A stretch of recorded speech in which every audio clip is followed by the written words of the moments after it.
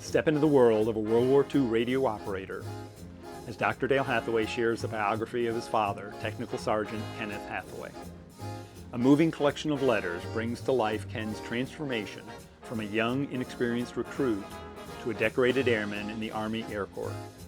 This narrative takes us through the grueling days of training to the harrowing mission when their bomber received heavy damage from enemy fire. Interspersed throughout is a touching story of romance between Ken and the young lady he desires to marry, adding a layer of intimacy and humanity to the narrative. Perhaps most inspiring is the unwavering faith of this remarkable man, who remains steadfast in his obedience to God. This book is a must-read for anyone looking to gain a deeper understanding of the sacrifices made by the greatest generation.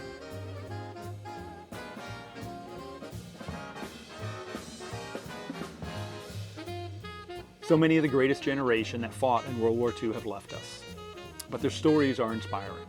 They're a part of history, and they should be preserved. The book, Letters from a World War II Airman, is one of those stories. As a war story, it is a story of dedication, service, sacrifice, romance, and cunning.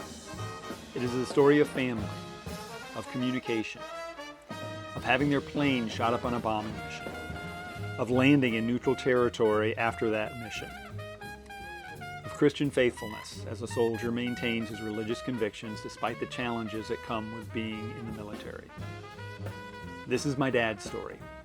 While he was alive, he rarely talked about the war, and after he passed away in 2001, I feared that much of his military story was lost. But a few years ago, his youngest brother, my uncle, gave me a gift of every letter my dad had written to him during the war. This true story is constructed from those letters.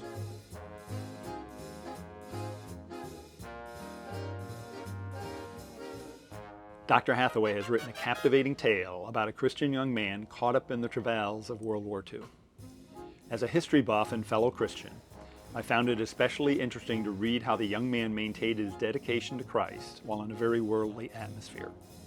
The fact that this young man was Dr. Hathaway's father, and that he included information from letters and diaries, personalized the story and made it very interesting reading. I highly recommend giving this book a read.